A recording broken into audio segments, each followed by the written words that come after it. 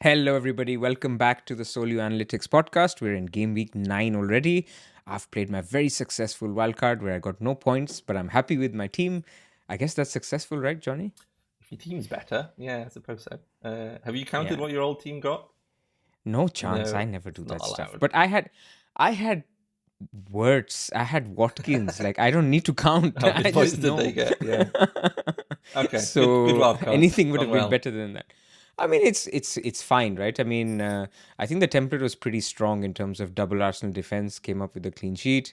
Saka, I think, turns out that he can just run around on the pitch and get 7, 8 points, which is not bad. Hmm. One regret is Bruno. Of course, is Bruno. He was always going to be Bruno, but I really can't afford him. Like I had to go Gordon because I was short 1.3 million. I know you would have found another way, but that another way Well, would have yeah, been but that's Semenyo. different managers, isn't it? Semenyo did okay as well in terms of points. So I feel I'm okay in the space knowing that I won't have Bruno for the next 3 weeks. And then by game week 12, I'll either get Bruno or I will not get Bruno and I'll get Salah. So there's routes Yeah. here that I've considered. And there was a reason why I didn't want to There go were a Bruno. few So, structures you were looking at. Are you happy with the one you landed on? Because I know that there was a double Arsenal attack one, and we were talking with Jurgen oh, in the very team happy as with that. well, who was debating the same. I think he was keener on Eze and was happy that. Well, I'm I I'm not was sure on if I said Munoz and the right thing. Eze. Yeah. So Munoz did very well, of course. Yep. But Timber got a clean sheet as well, and Yeah. Eze got a 60th minute sub. And that's important because that would have annoyed me more than a blank. Mm. Like Gordon blanked as well.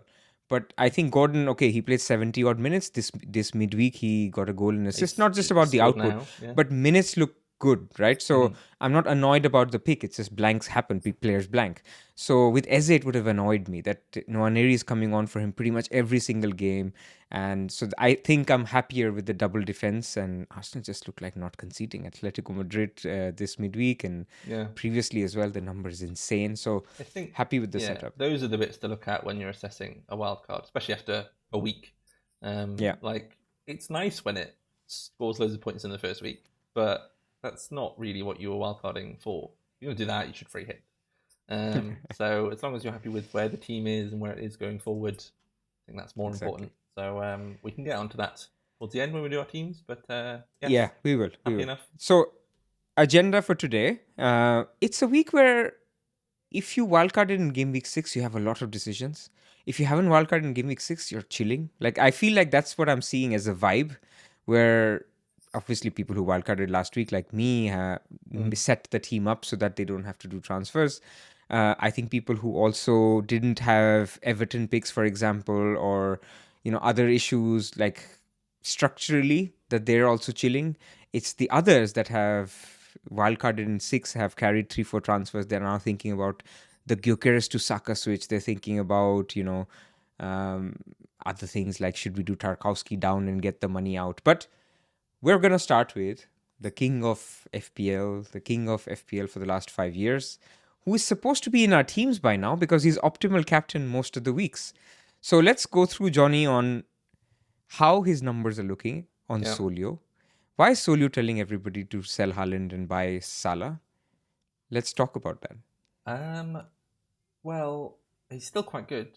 Like I think Yeah. even well, it was the narrative around Liverpool at the start of the season until about game week 4 was that good teams win even when they're not playing well, which I would refute. But sort of, I think from a narrative point of view, we think about when Man United were dominant and they used to win even when they didn't play well.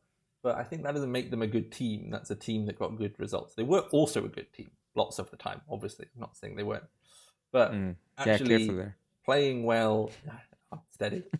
You beat Liverpool at the weekend. You're happy enough. Yeah, exactly. But yeah, so Liverpool for the first 3 or 4 games weren't playing well, but got some results. And actually, that's more worrying because it's harder to start playing well than it is to start getting results. So I think we saw the same with Salah. Start of the season, everyone, well, not everyone, he was more popular than Haaland. And Haaland was playing a lot better, getting a lot more points. But Salah still got the odd penalty right at the end, or he got, what was it, the cross that I've forgotten who jumped over it. Gakpo jumped over it, and Rio Ngamoha scored against Correct. Newcastle. But yeah, he was sort of jamming. I say jamming late returns. Like he's in an attacking team playing 90 minutes. But there were worrying signs, even though he was getting the point. So now the worrying Right. signs have continued and the points have dried up. So now we're more worried because Haaland's offensive numbers have continued and the points have continued. So he keeps scoring. So now there's a Yes. longer period and we're more sure after 8 weeks than we are after 3 or 4. But the tricky part is that Liverpool have got some very nice fixtures in a short period of time. Some of them are midweeks, and sometimes Salah's not played all the midweeks. And Haaland's got his trickier run of fixtures, but he's still very good, so that's Hmm. still very good. And with the money we have, we can't really afford both without some sacrifices, or it's hard to get to both. Right. You probably need a wild card or to have set up for it to then come off it. So for a small improvement, Haaland to Salah, and then well, I suppose I was going to say which forward is it picking up because we don't like any of the forwards, so that's the counter argument. But I think they're We'll do both a forward close. section later. They're both Yeah. close. Let me actually bring up the projections on screen of both of them because we've got until AFCON. This is until game week 16 before Salah goes away. He is projected. We are still projecting him more points than Haaland for the next 8. And some of them come quite soon. Haaland's playing away to Villa. Yeah, and then Salah's got Brentford away, who looked okay, although they were playing West Ham, if I'm to be derogatory to a team. No West Ham fans on this pod. But Right. yeah, I'm not super convinced by... I'm sure Nuno's not very convinced by what he's playing, just putting out Irving and whatever random centre mid. So they're close, basically, and it likes to do that structural swap because the close gaps get doubled by the captaincy. Correct. And it'll suggest the top line. So this is something that Sertal talked about. Is it something you're looking at doing? You've got both No, on no. your wildcard, I right? mean, look, so the first thing we want to tell people is that this point that you made, where Yeah. even if it's zero point 0.1 more, it'll give you the best option. And Sertal talked about it on a tweet today, that that's what the model will do, but that doesn't mean that's what you need to do. This is why it's about finding out finding out alternative paths, finding out things that you want to do. Let's say you want to say, I don't want to say, get Salah because I feel my beliefs are different. Don't ban him.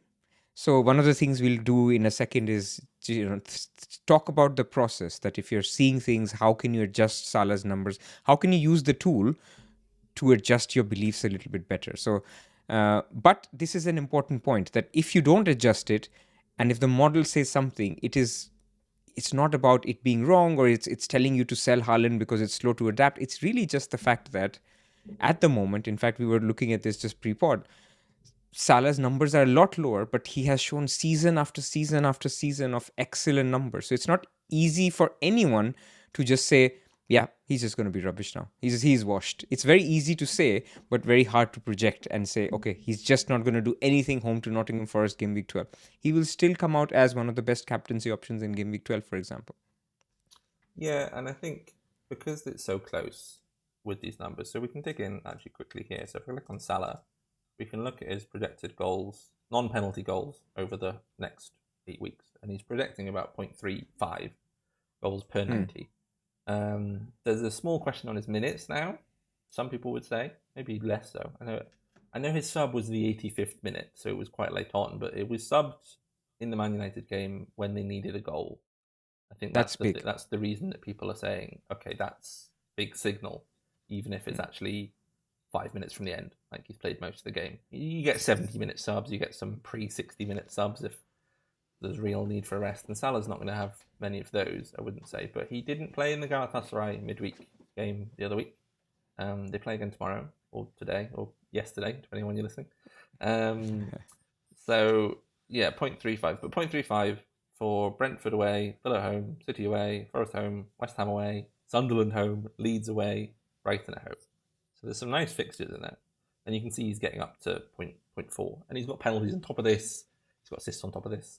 But if I go to this website called FBref, which a lot of analytics people will be familiar, but there's other sites you can look at the same data, but it's got free data on, this is Mo Salah, there he is.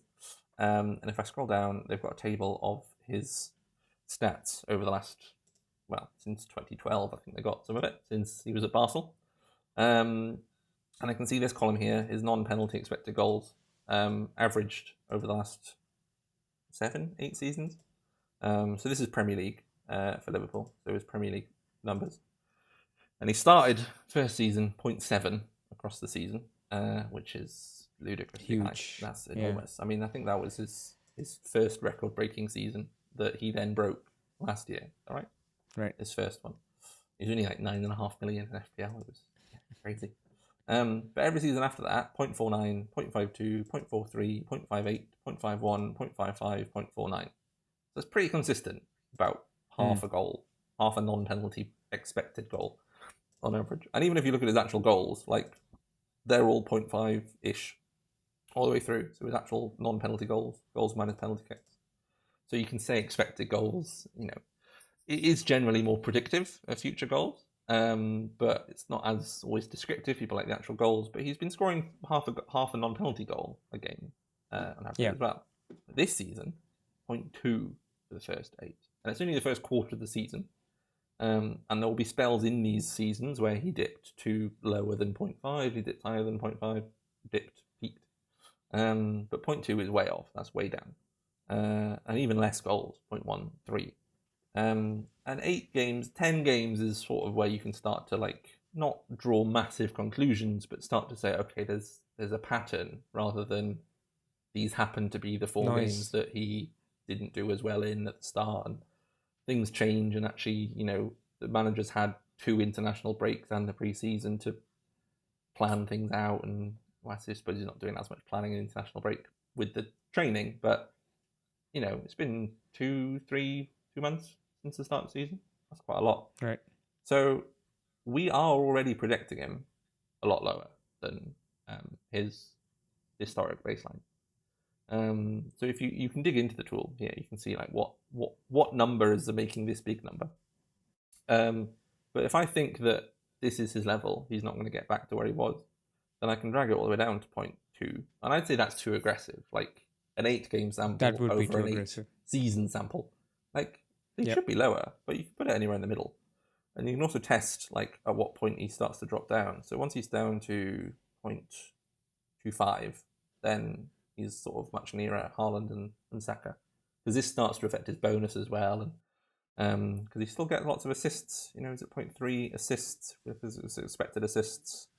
That's been, that's noisier. He was great for assists last year as well. Yeah, that's the thing. So it's hard to adjust that, even though he looks a little isolated. But he could have had 2 assists this weekend. Gakpo hits the post twice. So it's one of those things. But I want to come back to the process of doing this. So the one process is you look at his history and you look at his current, and then you say, how much of my history do I believe versus what is the current, right? Yeah. The other way you can do it is just adjusting minutes, right? You can say, okay, I don't materially think his output changes, but because of his form, because of his early sub, I don't need to, if I look at if I look at Salah, he's 83 minutes per match. Now, that's okay, to be honest.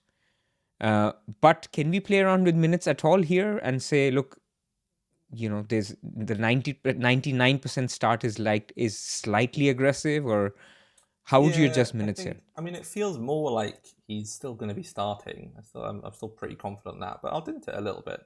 But I'd say maybe if I drag this one across and say he's almost certainly playing 70 minutes. But let's say we're pretty confident that he's more likely to be subbed off in that last minute. So I can drag this 90 minutes probability down to maybe 1 in 5 games he finishes them. Right. And 19 out of 20 games he's going to start, and that brings his minutes down to 80. And actually, if I just reset it, you can see that his bonus has come down to 0.89.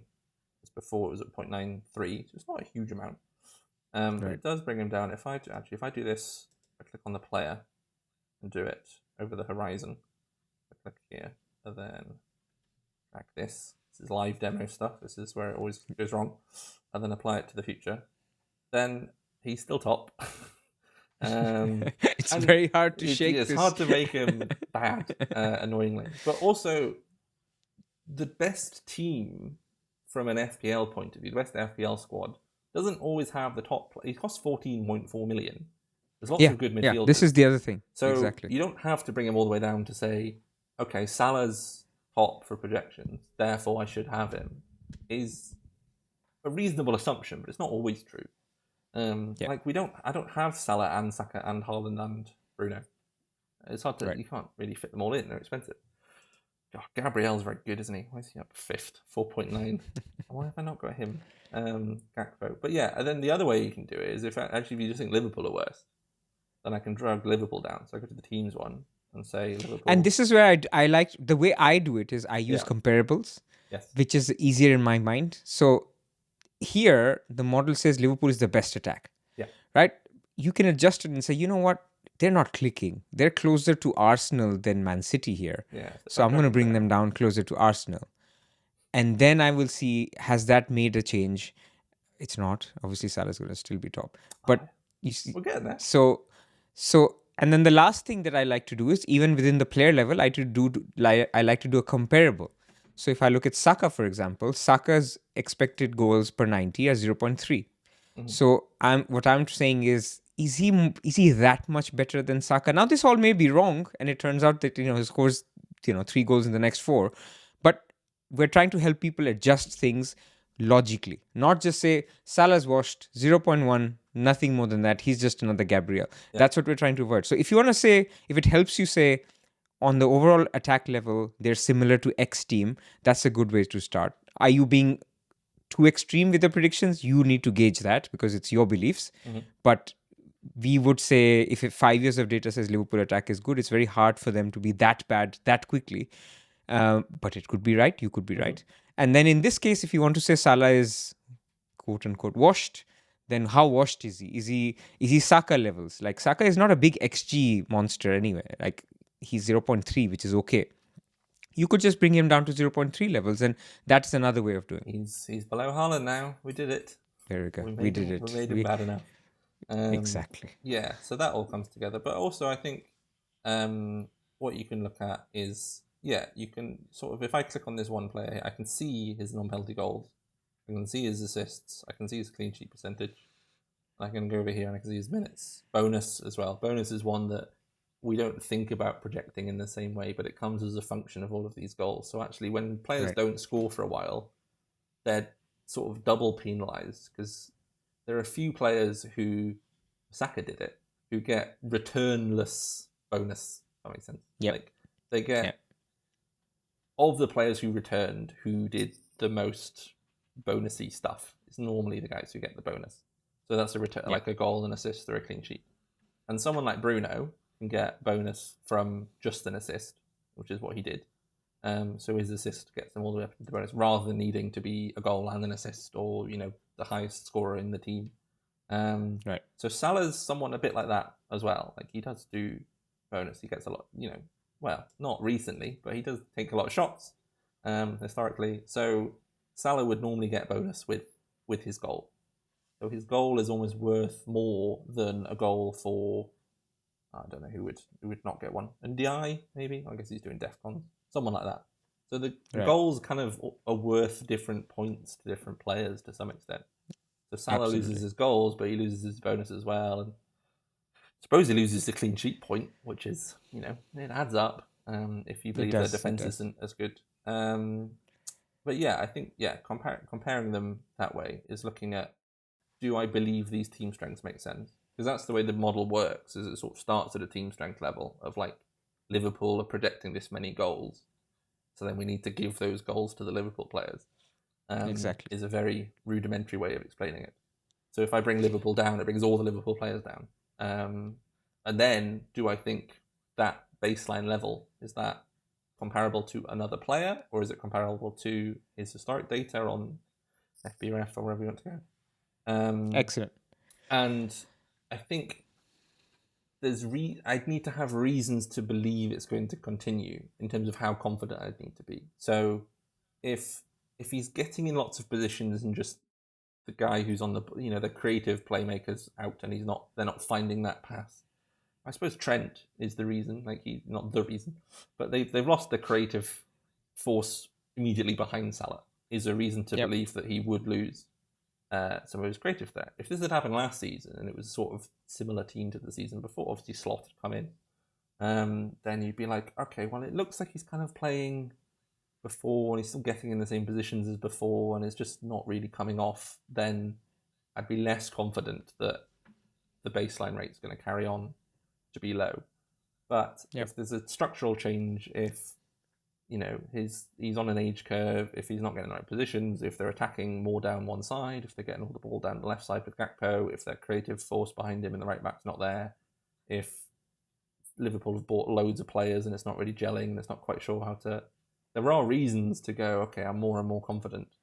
And as the games go on, if he's done it in another 3 games' time, I'll be more confident. But you need to remember that it can go the other way. Yeah, it does. It can. So, suddenly Slot says, right, Szoboszlai is my right back. He's my best right back. There's some creativity there. That's what makes the runs through to Salah. He can play Salah in a bit more rather than having, a Bradley or I don't know, Gomez used to play right back at one point. McAllister's not working. That's going to put works. He finds something that works. Suddenly they're off and running. I think this is something, I'm rambling a little bit. Newcastle, just now, started with Murphy again against Benfica. And as a fan, that's something that actually, looking over the course of the season, Elanga's very good, but he hasn't quite developed that relationship with Bruno Guimaraes on the right-hand side, and Trippier behind him. So, he's a very different player to Murphy. And Bruno knows when Murphy's going to run and when to play him through. So he's going to get Murphy into a position more often than he might with Elanga because they haven't built that up yet.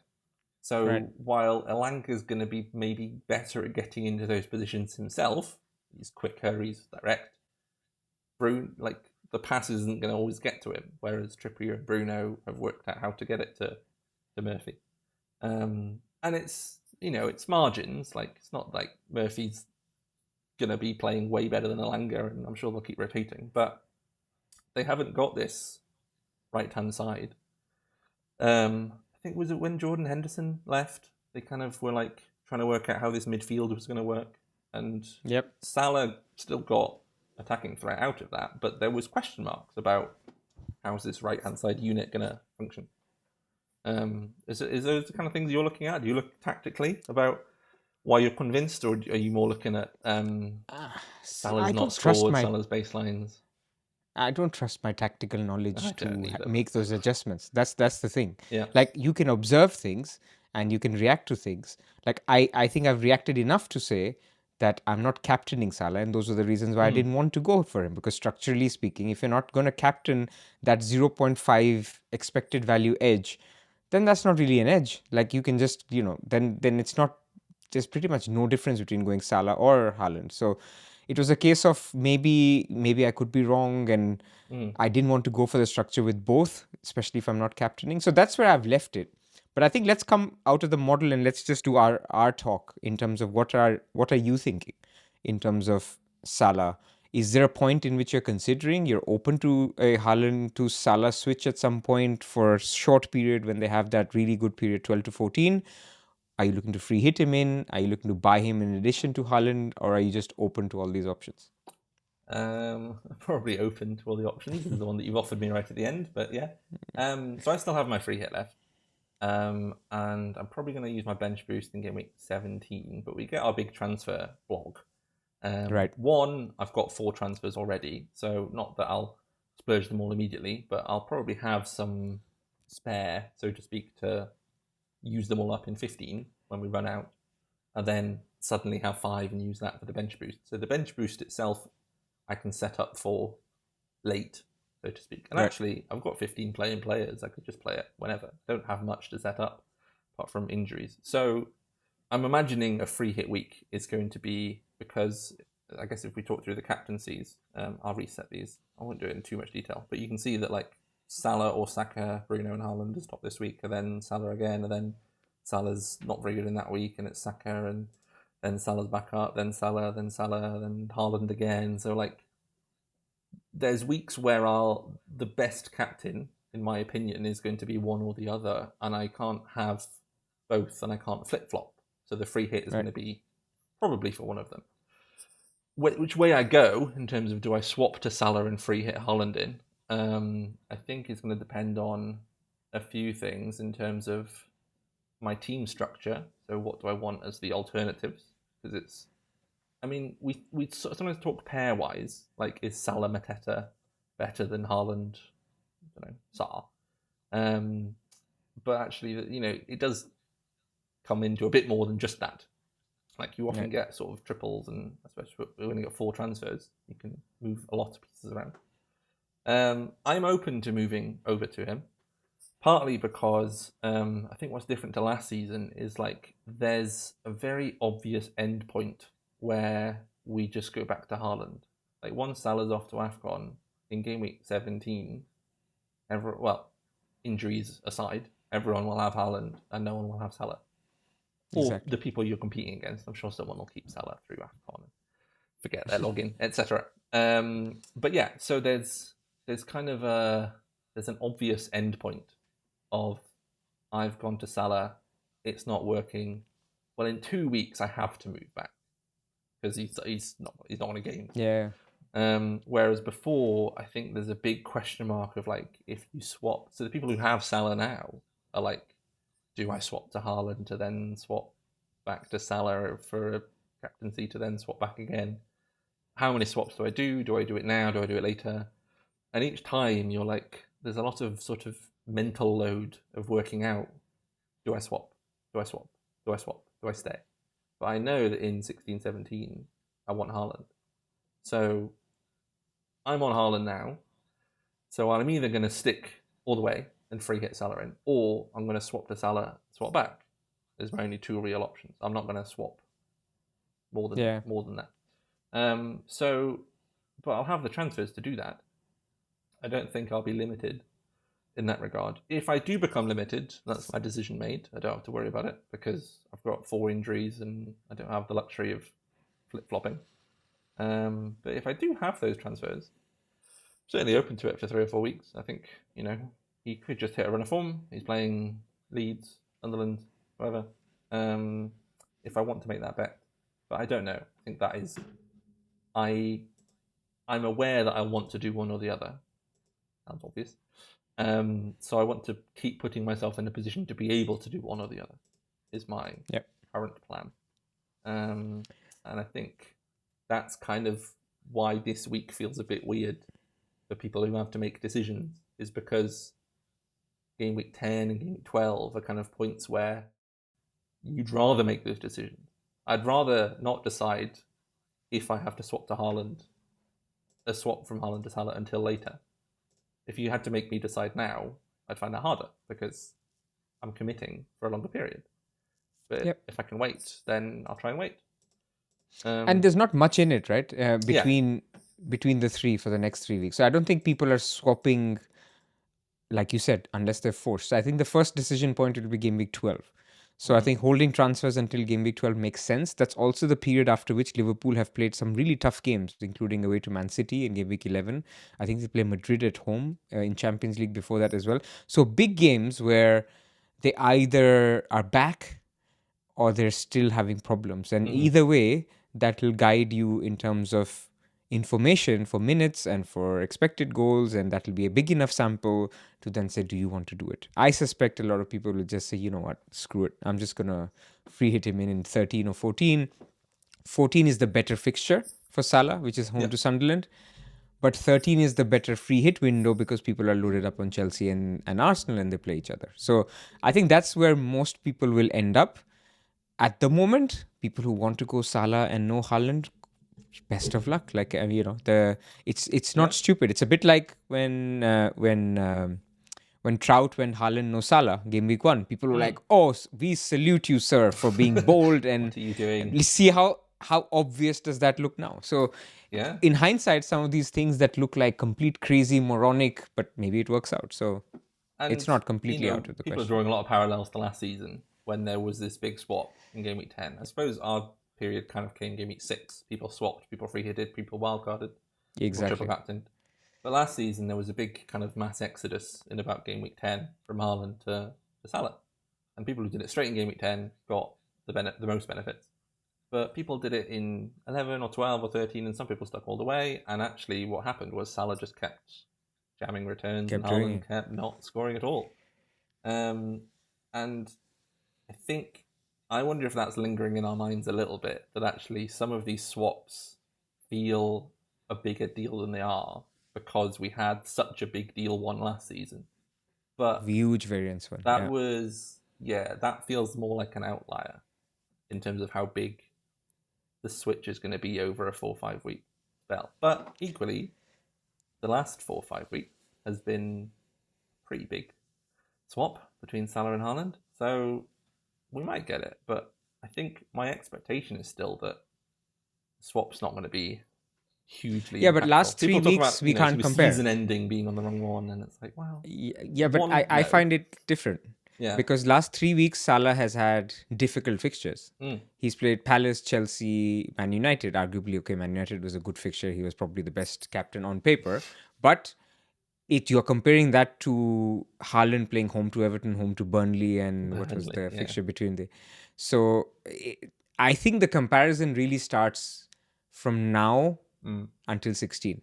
And so now both have reasonably okay fixtures, the next three, and then both have excellent fixtures starting game week 12 or in Haaland's case, game week 13. So anyway, we leave it at that. I think we've done enough of Salah and Haaland. And if I you guys was, want to yeah. choose the.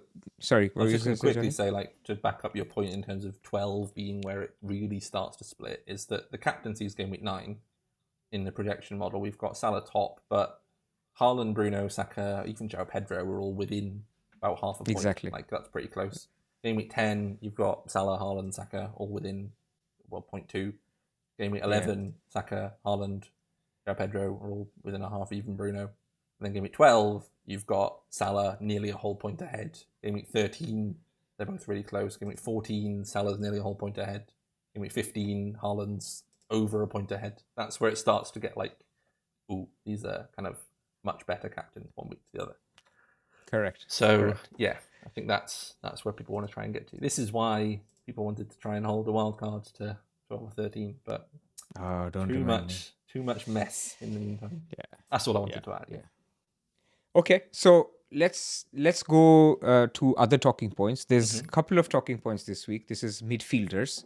A lot of people are looking at midfielders, and honestly, it's actually nice that there's so many good midfielders right now in the game. Like, there's obviously Salah, Saka, Bruno, the three I would say premiums or semi-premiums. Then you have Semenyo, who's behaving like a premium, even though some people still Off don't he own him. goes. You've got Indai, who's looking great. He's on penalties. Foden keeps getting minutes. The Man United midfielders, not called Bruno, Cunha, and Mbeumo, are doing well. And then you have the second tier, I think, of other picks like Sar, Gordon, Mitoma, or Minte. You have Paqueta, you have Reinders, Rice, Enzo. Enzo's not very high here, maybe because of the minutes, but Ndiaye. Indai, exactly. So I guess what we're trying to talk about is let's talk about their projected points. What does Solio have them as? Who are the picks? Right here, I see Ndai is way ahead. Sar and Enzo, for example. What are your thoughts on that? Yeah, should I bring the comparison down to just the guys under Yeah, 17 maybe? maybe. So we can look at them all together. I'll go to 7. They're all kind of 6.5. I guess we've got Kevin Shard in there. Who seems to be pretty nailed now. I think I was looking at Brentford guys, and I think I picked Damsgaard up in one of the other formats, thinking that Kevin Sharder and, well, I mean, it's what happened to Dango. He was nailed, Right. and then he wasn't, and then, God, who knows? But Sharder's a good pick. Maybe not at 7. We've still got Anderson up there in 4th, so India's top, but it's pretty close. That seems high. Anderson seems high. I'm going to adjust him. Anderson, I mean, he's played 90 pretty much every Yeah. game, if not every game. He's hit DEFCONs I think every game apart from the 3 he got 11. Like, he is hitting the things that we thought he was going to do. Sorry, Anderson has hit it once. Has he I only hit think. it once? I thought he was still hitting He good keeps numbers. getting to 11. Oh, right. He but definitely hit 11 he- 3 times in a row, but I thought He he'd has hit done it 11 a lot of times. Anderson has actually been on the cusp. Actually, he's been one of those very unlucky Yeah. picks with close to assists and very close to DEFCONs pretty much every game. Yeah, I suppose we're also on to our 3rd Nottingham Forest manager. So Yeah. I don't know when we should expect to put the 4th one in terms of this horizon. I'm joking.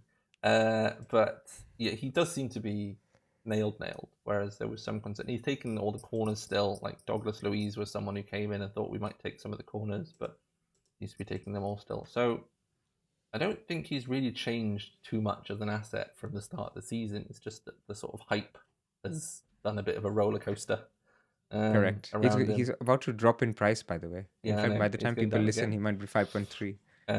Yeah, Luke has been berating him as a pick. He's been very. He did everything he needed to do, and then he dropped in price. So what were Yeah. people doing? But I think people were too excited at the start. He's still good, and I'd certainly be interested. Like if Forest have a good run, but it's not an exciting pick. Right. We've actually got Shabozlai really high now as another guy who has sort of just seeming to play 90s repeatedly, regardless of Mm. what position that is or what positions it is, whether he's right back or mid. But well, I was going to say, like, do you want to take up a Liverpool spot on your 6.5 mid? But maybe you do. Like, maybe we've got Salah, we've got Isak, It's just the Ekitike. uncertainty with Yeah, Soboslai, where he plays. Like, you but don't then want, is he like, not? when you have other options, like Yeah, Sar and yeah. Ndai, same price, Enzo.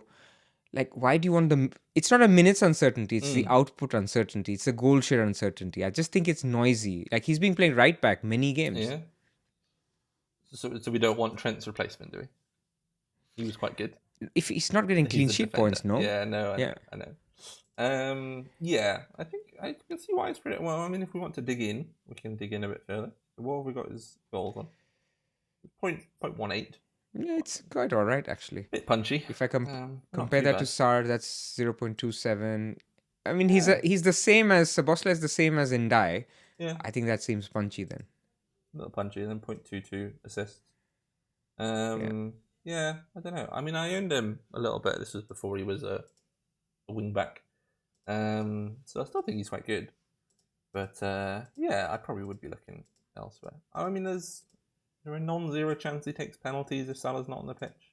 I'm sure it's probably going to be Isak or Ekitike, presumably, but Or Isak, definitely he's good Isak. at pen.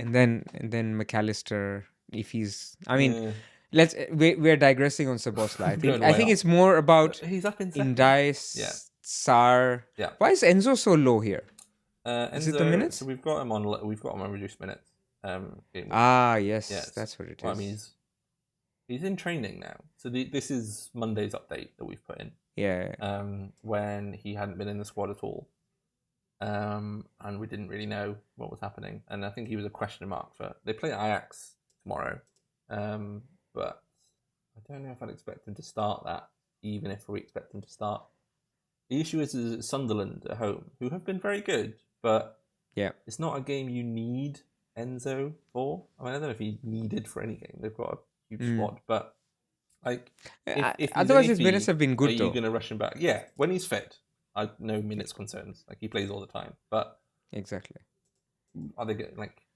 It's so hard to work out how injured a player is based on journalist reports and what Enzo Maresca says. Like that's not enough information to make a valid deduction Correct. on. He's played That's the 90 issue. minutes That's the every game. single game Yeah, yeah, except for game he's week 1. nailed, but he is potentially not potentially injured. So we've got him like 50-50 for game week 9, and then a doubt. So if I put him up, what we got him here? We got 97, 93, 74. I put him up for these two games, then I'd imagine he's going to be much higher. Yeah, I mean a lot of it comes Yeah. from this week. But if we Yeah. say he's fine, then he's back up with Salah, who plays Arsenal this week. So that's not one you want to buy now, presumably. Like, if you have him, fine, hold him. He's got Brentford after that. But yeah, Enzo drops down quite a lot when he doesn't play Sunderland at home and take penalties Yeah, or not I take hear you. penalties I hear you. or vice versa. Yeah, somebody who went for Yeah, him on wildcard is going to be, hoping and praying he yeah. plays Sunderland. Minter is one I like. I think Minter's mostly been a minutes question. Like his output is fun. It's probably the Yeah. word I'd describe it as. And he's even shown he can play off the left now as well, like with Matoma out. So he's now got a few more spots where he can fill in. He's more versatile. Yep. They are a bit short of attackers right now, which would make him a bit more nail. Like I think Gruder's had a knock. Toman's got a knock, probably fine now. I mean, Gruder's probably fine as well. Gomez came off early last game. So they're a little light in attack. which might give him more minutes. Obviously, no Europe. They're still in the cup, but they play Arsenal next. I think it's Arsenal. Yeah. I'll dub over if it isn't. Arsenal. And then, yeah, I've got Paquetá, but I had him on wildcard 4, so I think just one I'm not needing to shift. Reinders. Reinders is one a lot of people have. Is he? Do you have him? Did you keep on your wildcard? No, I didn't. Yeah. And I think he looks good. And his numbers, I don't think we need to adjust. So if anyone needs to adjust their beliefs on Reinders, it's the minutes. Like Yeah, that's tonight, what I meant. he didn't play. Mm. So this first reaction is, oh, he's good for the weekend. But tonight he didn't play. You can draw the narrative, Tonight he didn't play means people are coming back, and the minutes over Christmas period, over the midweek Premier League fixtures, they just don't look there. Yeah. So that's the issue that I have with him, that he's fantastic for 5.7, soon to be 5.6. He's fantastic value, but that value is only applicable if he continues to get the minutes that he's got in the past. And I doubt he gets those minutes. So that's where I'm not sure if he's the pick. And if people want to sell for some of the guys at the top of this list, I can understand it. Yeah, I mean, I guess part of the issue is if you want to sell him with one move, the only guy you can afford above him is Anderson. Well, people will have some money. Like they'll find a way. People are carrying like 3-4 transfers. They'll find money. Okay. Anthony, they've got he's 5.7. Burnley.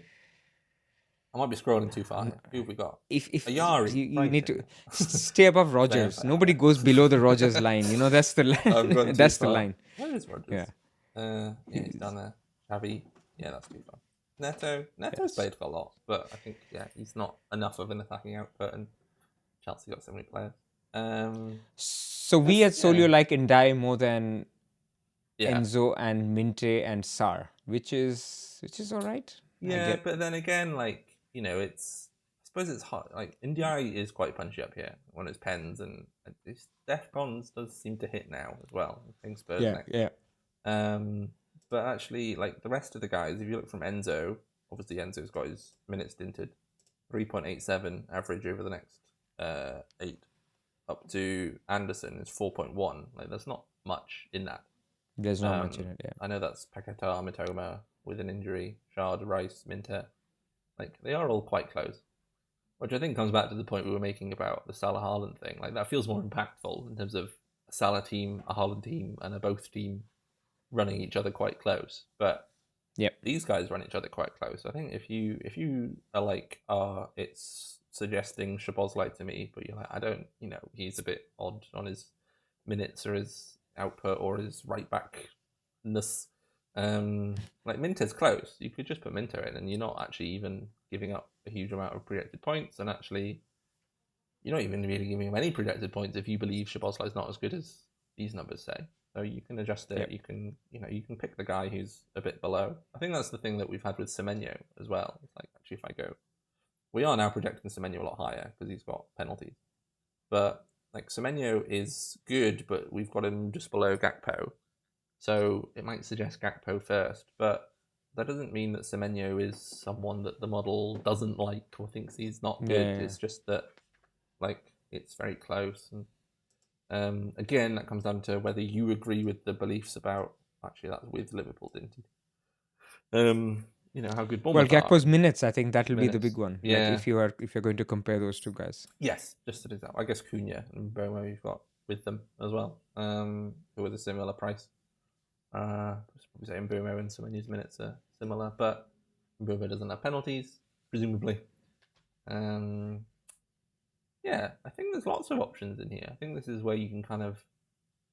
There's a few price categories to kind of sit in from a structural point of view, depending on how much money you want in defence or whether you want Salah or Haaland or whatever. But there's actually a lot of options that people can start to pick a preference on. I don't think there's anyone really who's... Ndiaye stands out to me and did look very good against City. He does go to AFCON, I think. Eventually I can extend this horizon and just check whether he goes to AFCON.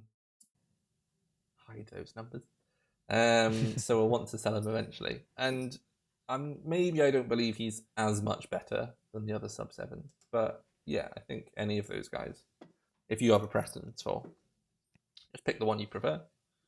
Probably, Correct. And with rotation as well, right? Like I set up Yeah, my wildcard to have Sar on the bench this week because I wanted Rodon and his exactly. numbers. Yeah, yeah. So it's also He's depending on your got squad structure. good projections around my If you free take out hit or Arsenal. around my other players, or vice versa. Exactly. So I Exactly. think that's what I'd be looking at. They're all quite similar. Let's do forwards quickly as well, Yes. Johnny. Similarly, so let's just look at our forwards and our projections. So, I mean, let's remove Haaland from here. Let's not, No, we don't want to. There we go. That's enough. So, people are really frustrated with João Pedro, but like the fixtures are king here. Like, this is Yeah. the thing. This is what I wanted to also make the point that people fixate on number of shots on goal and things like that. Okay, it's a little bit of a worry that he's not getting those, or what is his role? Is he playing 9 or is he playing 10? But ultimately, these are very good fixtures where his minutes at the moment look reasonably good. Now, after the international break, if Delap is back, Palmer is back, we don't know. There's question marks. But until the international break, which is 9, 10, 11, possibly 12, which is just after the international break, I mean, those are big numbers. Those are chunky numbers for expected Yeah. points. Sunderland, Spurs away, Wolves at home, Burnley away. The next 4. Yeah. You can get much better than that. He's got a boost in 9 at the minute because we've got a doubt on Enzo. So that means João Pedro There's a pen inherits share the boost. penalties in the model. So it kind of depends on. Well, I mean, we don't know who takes pens. Like, I suppose Enzo did take one with them both on the pitch, but Saka took one with Gyökeres on the pitch, and people are still arguing about who takes the next Yep. one, vice versa. So yeah, I think the next few are very, very strong. And again, it looks like he's a player that they want to be playing, even if he's not the 9. Like, they want him, he's filling in at the 10 if Mark Guiu starts. So I don't have any minutes questions. He's probably one of their best attackers. And even when Palmer's back, which is probably actually a boost for João Pedro, other than penalty loss. Depends. Yeah. Like, he's a more creative threat. I do wonder if Palmer is going to be 90 like he used to be able to do. Like, that doesn't seem like he's going to be doing that. So I don't see, not that Palmer was the direct threat to João Pedro, but they can both play the 10, they can both play wherever. But yeah, he's top. He's not much ahead of Isak. We've got here, who again doesn't look great, but then is he gonna get dropped for Ekitike? Is he, like what? There's minutes noise there. What are Liverpool I think with going him to as do? well. What are they going to do? So if you have just landed on this section, go back to the Salah section and just replace Salah for Isak. Start again. For all the things how you need to consider, replace instead of Isak maybe a Saka, because when you're comparing Haaland with a Salah, maybe you compare an Isak with a Saka type player and say, because you have to choose. You just can't have them all. Yeah. And then Mateta. So I want to talk about Mateta for a second. So like everybody likes Mateta now because he scores this hat-trick. Goals, very good. Yeah, well done. he's very much now in the flavor of the week. Yes.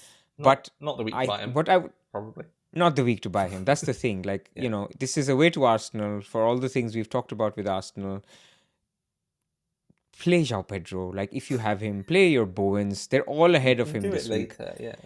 Exactly. You can do it a week later. So let's say you're really itching to get Mateta because now your beliefs have changed and you think he's the best second striker in the game. Which, frankly speaking, he's the best second best penalty taking guy. Whether you believe that translates into FPL points or not, there's literally not many FPL forwards who take penalties this year, especially above the 7 million price bracket. It's only him and Haaland, essentially. So, yes, he's a good pick. But if you just were to use the expected points as a metric, this week is not the week. Next week, he's pretty similar to João Pedro. So you could decide, yeah, I can do it next week because I'm tired of this guy. And Mateta is slightly higher next week. So some people may jump ship then. But then if you look at Game Week 11 again, there's a full 1 expected point between João Pedro and Mateta. So you could also delay. And I think there's no right answer. You can just do... But next week's switch at least sounds better than doing the switch this week. Yeah, I think the only reason to do it this week is if you're... Well, I was going to say if you're trying to do something else, you cost 0.1 more. I don't know what that's allowing. Maybe it freedom to sleep, not check price changes. To get Mark Guiu, or I don't know. Yeah, I think Mateta is going to be a very popular buy in Game Week 10, especially if he looks good against Arsenal or even gets a goal. Like, he can still score. not expecting Yeah. him to, but yeah, he feels like a pretty steady one. I was looking at the number of forwards who have started 8 out of 8 games, and I think there's only 6 of them. Actually, I was looking at. What, really? Yeah. So it was Haaland, Gyökeres, Bowen, Mateta, Thiago, and who's the João last one? Pedro. João Pedro. Yeah. João Yeah, Pedro. he started every game. Yeah, I think those are the only. I guess they. Wow. There's So Watkins has started, the no? top 6. Watkins He got didn't. benched the weekend. Not the weekend. Yeah. Oh, yes, this weekend he did. Yeah, Yeah. yeah, yeah. Of course, I sold him. You've so you've that's why. forgotten about him already. He's Yeah, out the yeah, window. yeah. Marlon started up front. Who's Watkins? Yeah, okay. Well, he And- had a little bit of an injury doubt. So yeah, but Yeah, but no, I know. yeah, what you say is true. It's not. Those are the only nailed forwards. Yeah, yeah. But it's a lot lower than I thought. And Bowen doesn't have pens. Gyökeres maybe doesn't have pens. But let's talk Pedro maybe doesn't have Voltemade because he's now Voltemade. also attracting Yes. a lot of attention. You're a Newcastle fan. Why are his numbers a lot lower than others? So we have dented his minutes quite a bit. In the medium terms, we've got him good this week, but he does come off quite a lot. So we've got him 73, 70, 67, but then we've got our international break between 11 and 12. So they dropped off because of Wissa. So we've put Wissa as like, don't really know how it's going to set up with both of them. I think like I'm more and more confident as time goes on that like Voltemade has been really good and he offers us Yeah, he's been good. He just fits into the structure of what we want to try and do in terms of his build-up play and his hold-up play, and it's even scoring some headers now. Apparently, that was one of the things that, as a 6'7" forward, he wasn't actually scoring many headers before, but he's got a couple this season. But I mean, he took a penalty when Gordon wasn't on the pitch, and it looked very good. I think people are like, it looked amazing. Yeah. It hit the roof of the net, but then I was like, as a repeatable skill, is that actually a good penalty? Or is that just a penalty that looked good? And I don't mind. Yeah. It went in. I'm not bothered. But Gordon did take 2 penalties when they were both on the pitch. Like, I just think Correct. Gordon's going to take them. What's our pen share? Can we have a look? We can. I mean, it depends on minutes, of course, but if we go to Newcastle. Yeah. So we've got Gordon as So it's clearly the Gordon. first taker. Yeah. But with a sort of chance that it goes to Voltemade. I mean, we've got maybe Voltemade's a bit higher than Bruno and Shaw and Wissa, who's not playing at the minute. But yeah, mostly Gordon, Voltemade are a bit. Probably Voltemade probably should be a bit higher, and his minutes should maybe be a little bit higher. And that starts to bring them up because actually, if I look at just let's say like just the next 3, so up to international break, like he's up here, it's much closer. And he is one I'd be looking at, but I think the issue is that I just don't know what happens when Wissa's back, and we don't really know when Wissa is back because we don't know anything. We need Francis Chip to tell us that he's been lost in the Yorkshire maze again. That was Willock. That was quite funny. That was funny. So yes, interesting, exciting, but I'm not picking him because I just think. Who are your forwards now? You've got Thiago, don't you? I've got Thiago. I've got one of the nailed forwards on penalties under 7 million. Yes, brought him in on wildcard and he just kept playing. Very good. So I've got Thiago, Gyökeres, and Haaland. So I think if I'm going to sell anyone, it's probably Gyökeres to Mateta, and then get Gabriel. I don't have Gabriel, so shift my Arsenal assets around a bit. / buy Mateta, who looks pretty good, and also that frees up some money as well, because I've got Anton Stack, who I want to upgrade in some manner. But I don't need to do any of that this week because I don't want Mateta this week. I don't really want to sell Gyökeres. Like I kind of. Why don't we do teams? I think we've covered. Yes. Yeah, let's just do teams. Let's just show us your team. Here it is. Yeah. So Thiago, Gyökeres, Haaland, and then I've got Paquetá and Ndiaye, Saka, Bruno, Virgil, Senesi, Diakite, Raya. So I've got Raya, Saka, and Gyökeres is my Arsenal 3. So that's why you're locked out of Gabriel. And yeah, I mean my defense is good. I don't like if I just had my defense. I want Gabriel. He's very good. Even got another attacking return just now. Yeah. But moving Gyökeres to Gabriel is not something I feel needs urgently doing. It would be because it does other things. So, like, if Anderson is injured for a little while, then Anderson to Gabriel and Gyökeres to Mateta next week or something like that solves my preference of a switch to Arsenal defence, maybe, and fixes one of my issues. So I think that's the kind of thing I'd be doing. But this week, like, it all looks good. I'm not going to, like, a bench boost 9 was something that was maybe on the cards if I move Lacroix on, but if Anderson's out, I don't need to. And Stack, I'm not particularly keen on now that he's going to, I think I'm still backing for starts, but I could see him coming off a bit more. Like, How many minutes did he get this weekend? Did he get an early sub again? Something. I think he did get another one. Oh, so he did. Okay. Yeah. And he only takes the direct free kicks. He doesn't take the. So you can score them. He scored one. But yeah, losing the set pieces in the minutes. Like, he was. I mean, he's 5 million. I wasn't expecting loads. Yeah, but he was 5 million who played 90 minutes. Yes, yeah. So he's now someone I want to move on, but he's not someone that I need to move on now because it's making my team worse. I might even have 0.1 value in him in terms of being able to move him on. But I've got 4 transfers, so I think this week the team looks good. I could play Stack over Thiago, but actually Thiago's been looking quite good. I think that was the original plan when I got around to this week. And then so the role looks fairly easy. I think there was this is the thing that people who wildcarded in 6, or some people got 5 free transfers this week and are a little bit stuck. Yep. And they're like, I need 5 free transfers next week. But I need to do that, I need to make 1 move or no moves.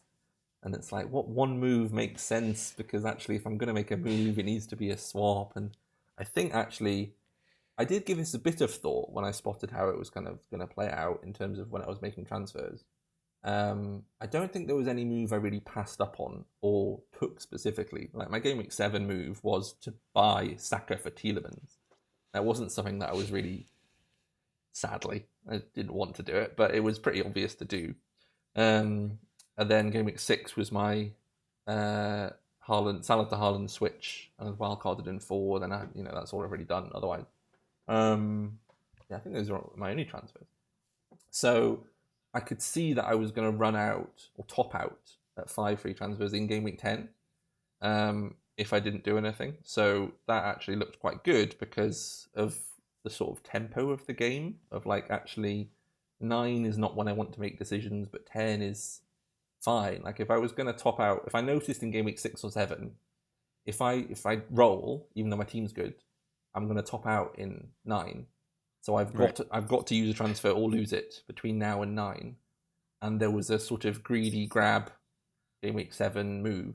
I probably would take it because I know that I have to use one now or 9. If I get stuck in 9 with a team that looks fine, you get a bit tricky. So I think I had some graphs last year in terms of when people were using and rolling transfers. And I think we saw that a lot of the elite managers were rolling up. This was last year, rolling up to Game Week 10 to then make the Haaland to Salah swap. That way. And then obviously Game Week 20, there was a lot of rolling because we knew when there were doubles and info coming. But I think, this kind of like, once you've chosen what you need to do in Game Week 6, so you free hit Haaland in, or you bought Haaland, or you wildcarded him in, the next sort of swing point was Game Week 10 of the Carabao Cup's done, not done, but the quarterfinals that happened, so we know if Palace are in the round 4 happened, so we know if Palace are in the quarterfinals. And you can start to make some swaps around. 12's really the kind of like the next big spot. So I'd rather do a small swap in 10 and do a committal swap in 12, but I might have some issues I need to fix. But it's pretty easy to just not do anything this week and know that 5 next week's not a problem. 5's never really a problem, is it? Like, oh no, woe is me, I have too many transfers. This is such a small violin moment, tiny violin moment. Like, I mean, people with 5 thinking they need to make one before 5. No, what do I do? Yeah, people with 1 going, I've got 3 issues. Anyway, so I can get to 5 next week, and there'll be a few swaps I can do. There's even some nice luxury type moves I can do. So I could do Gyökeres to Gabriel if I decide that there's nothing I really need to do, then I do like those moves, and it does sort of fix an Anderson or a Lacroix or an upgrade for stack. So there's a few things I can do next week. I could, if I really wanted to, swap to Salah in doing that and use a few more transfers, but that feels a bit too. One, I've committed in 10. Like, I can't go back to Haaland, then back. Like, I have to basically see it out. I don't have to. I get injured. So, yeah, I want to get to game week 12 with the ability to swap to Salah, swap back.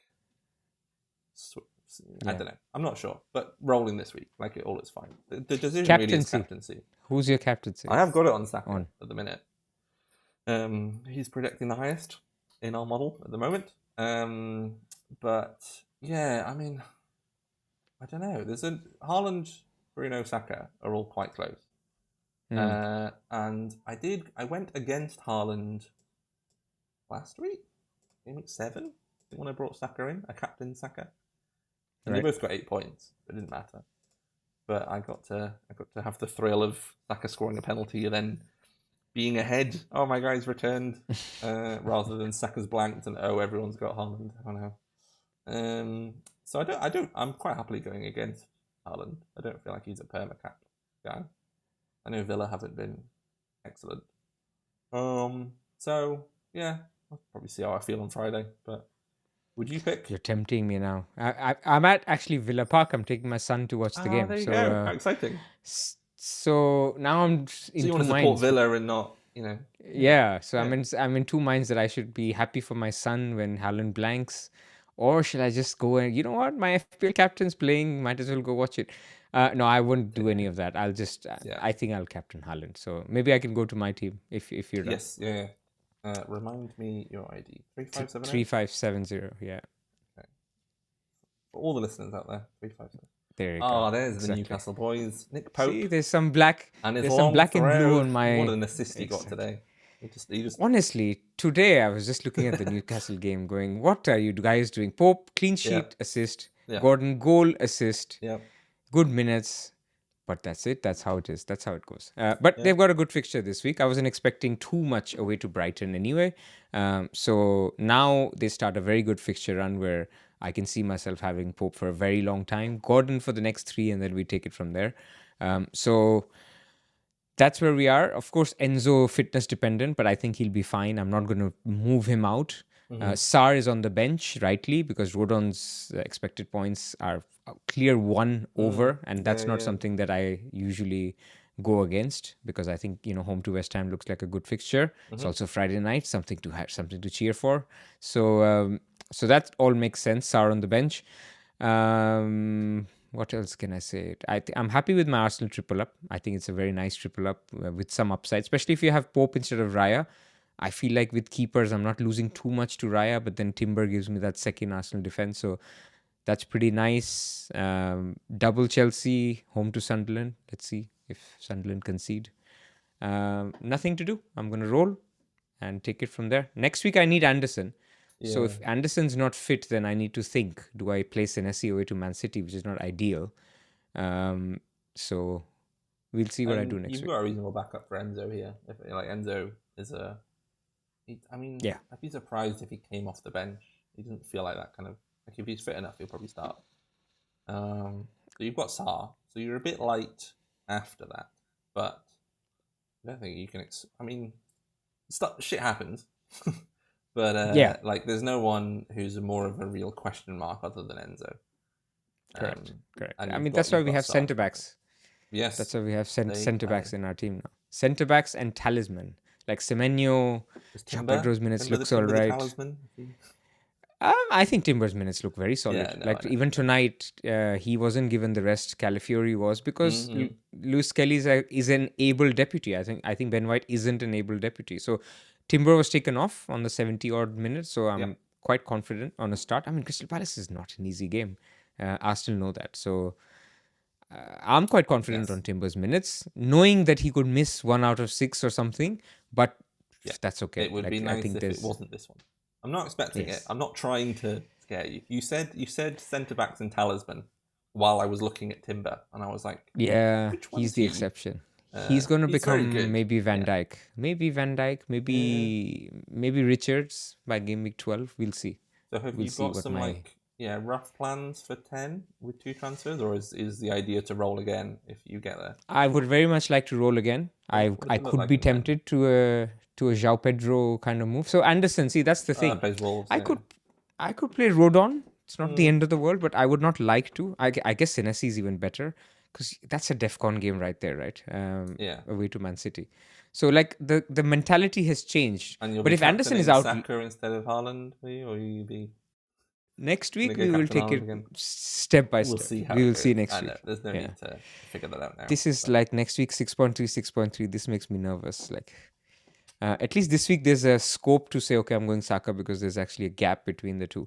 But team looks fine actually. There could be some luxury moves or there could be an emergency move. Like if Anderson is out long term, Keane is good. I don't have a Palace defender. Richards is good. Obviously, I won't do it this week. But those are the things I could do next week. I could get a Palace player. Could be Anderson to Richards. Could be João Pedro to Mateta. I have lots of money in the bank, so I can do any of those. And what chips you got left? You played your bench boost. Just free hit. Just for it. Do you have a rough plan, or is it going to be sort of see what the landscape is? I think what we talked about, right? Yeah. Take it to game week 12. See how Salah's looking. Do you want to do the double swap and free hit 13, or do you just want to free hit him in game week 13 or something like that? Yeah, So 13, 14, whichever one. 13, 14. Take your pick.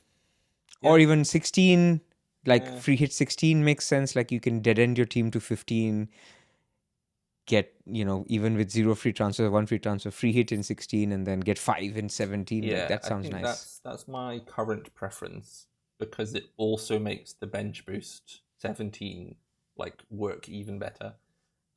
Because I use all my transfers in 15 to set up the bench boost, then free hit, then have 5 transfers in 17, having not wasted one. No, makes sense. Makes sense. Yeah, but it's also a little bit convoluted because that's all around Christmas and who's going to be.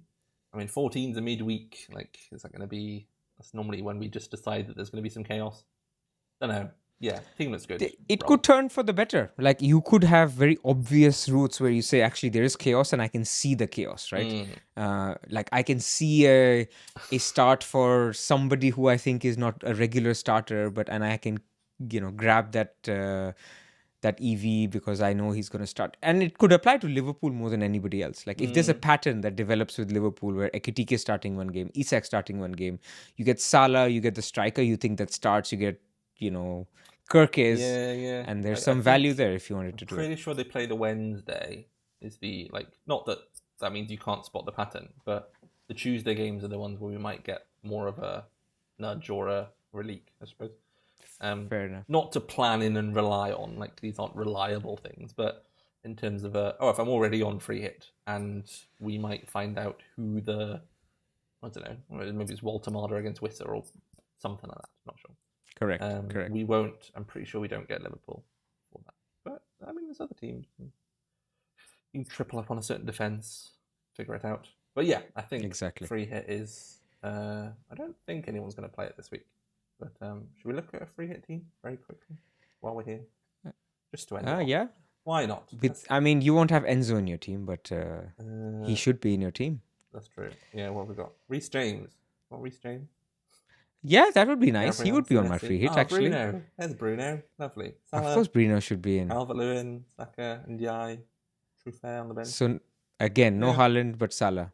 I think people will flip the two, but apart from that, yeah. We don't need to. Cool. Right. Excellent. Let's leave it there. Thank you for listening. Thank you for watching.